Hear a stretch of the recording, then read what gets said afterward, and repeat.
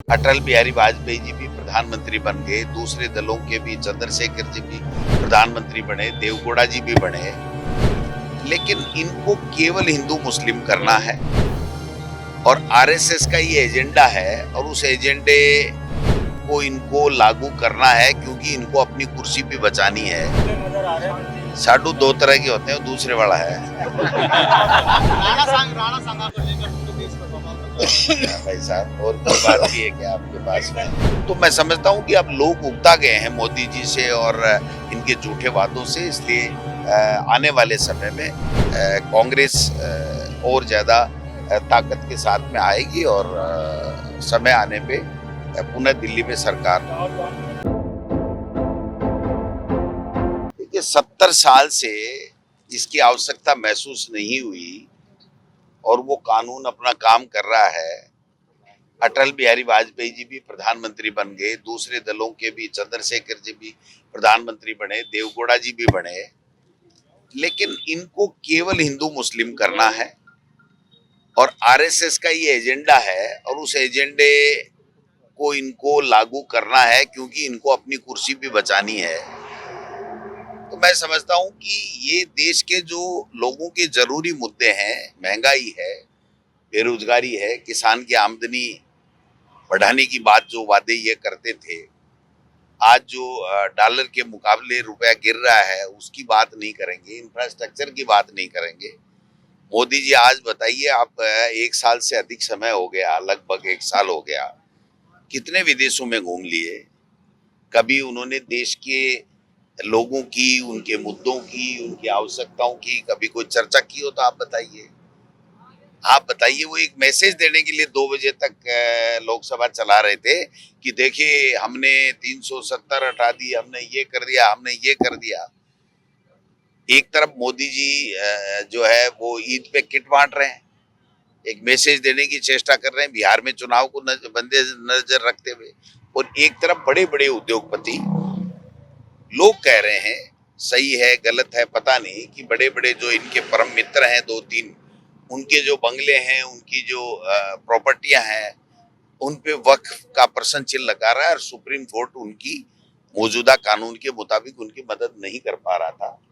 तो इन्होंने इस तरीके की ये बात करके इसको किया है। फिर भी इसको देखेंगे, बिल को देखेंगे, समझेंगे। अभी तक ये पास तो हुआ नहीं है, लोकसभा में चर्चा इन्होंने जरूर कराई है और हमारे पार्टी के लोगों ने और अन्य पार्टी के लोगों ने उनको पूरी तरीके से जवाब दिया है कि आप इस तरीके से ये छेड़छाड़ करके और केवल अपनी खाल बचा रहे हो, और जो देश के जनता के सामने जो तीसरी बार प्रधानमंत्री बनते वक्त जो आपने मुद्दे या वादे किए थे, उन वादों से आप अपने आप को दूर कर रहे हैं। कांग्रेस का पिछला इतिहास, उससे पहले भी देखो 2/3 मेजोरिटी से सरकारें थी और 70 साल में 50 साल तो कांग्रेस ने शासन किया है और कांग्रेस से संविधान को मानती है और संविधान के मुताबिक धर्मनिरपेक्षता और सब 36 कौमों को साथ लेकर के चलती है। कांग्रेस की जो विचारधारा है उसका मुकाबला भारतीय जनता पार्टी आरएसएस की विचारधारा नहीं कर सकती। तो मैं समझता हूं कि अब लोग उगता गए हैं मोदी जी से और इनके झूठे वादों से, इसलिए आने वाले समय में कांग्रेस और ज्यादा ताकत के साथ में आएगी और समय आने पे पुनः दिल्ली में सरकार। राहुल गांधी ने गुजरात में शेयर की बात की, क्या लगता है राजस्थान कांग्रेस की? नहीं, ऐसा देखो, राहुल जी ने किस संदर्भ में क्या बात कही है वो राहुल जी का जवाब मैं नहीं दे सकता। हमारे यहाँ राजस्थान में कांग्रेस पार्टी एकजुट है, हम सब कांग्रेस के लोग मिलकर के इसको मजबूती के साथ में आपने देखा जूली साहब के नेतृत्व में हमने किस प्रकार से विधानसभा में अच्छे मुद्दे उठाए और जनता के मुद्दे उठाए हैं, इनको घेर के रखे हुए हैं। ये तो पर्ची सरकार है भाई साहब। यहाँ से जिन्होंने चुनाव भाई को लड़वाया था, अब वो तो कहते उस पर्ची ने नुकसान कर दिया। उनको गलतफहमी है कि पर्ची इतनी ताकतवर नहीं है, राजस्थान की जो पर्ची मुख्यमंत्री जी जिसको पर्ची मुख्यमंत्री, वो इतनी ताकतवर नहीं है। ये तो दौसा की जनता थी और जो हमारे मुरारी लाल जी सांसद हैं और डीसी बैरवा, इनके प्रति जो इनका समर्पण है पार्टी के प्रति और जो लोगों के प्रति जो काम है इनका, वो काम जीता है। ये मैं वो आपके साड़ू तो थे है। बंदे नजर आ रहे हैं दिल्ली साडू दो तरह के होते हैं, दूसरे वाला है। राणा सांगा को लेकर पूरे देश में बवाल मचा रहा है। हाँ भाई साहब, और कोई बात भी है क्या आपके पास में? भाई साहब, उनका कोई विश्वास है क्या कब क्या बोलेंगे, कब क्या करेंगे? एक दिन पहले इंटरव्यू दिया उन्होंने कि मैं धमाका करूंगा।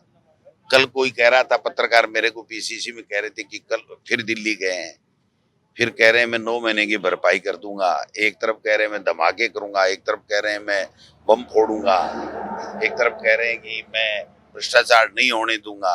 अरे तो सरकार में हो, कह किसको रहे हो? कौन कह रहा है तुमको भ्रष्टाचार करो? तुमको तो सत्ता इसलिए सौंपी है कि आप ईमानदारी से शासन करो। आज बजरी माफिया वो खुद कह रहे थे कि 7-8 करोड़ की एक केले बिसलपुर में चोरी हो रही है प्रतिदिन बजरी। तो फिर रोकने के लिए क्या किया उन्होंने? रोकने के लिए कुछ कदम उठाए क्या? साडूबार मंत्री मानते हो? मंत्री तो है ही, मैं कैसे नहीं मानूंगा बताओ? हाँ तो पर्ची से बने मुख्यमंत्री, वो भी मुख्यमंत्री है, तो नहीं मानने का क्या सवाल है? वो खुद अपने आप को मानते हैं कि नहीं, ये उनसे पूछा जाए। सर, आप दिल्ली जा रहे हो, पॉलिसी में है, कांग्रेस लगातार सरकार की विरोध कर रही है, इस तरीके का देखिए, राहुल जी और खड़गे साहब सारे 4-5 स्टेट के जिलाध्यक्षों से रूबरू होंगे और हमें भी बुलाया गया है, प्रभारी हमारे हैं उनको भी बुलाया गया है। तो कांग्रेस पार्टी का ये जो साल है वो संगठन का साल है।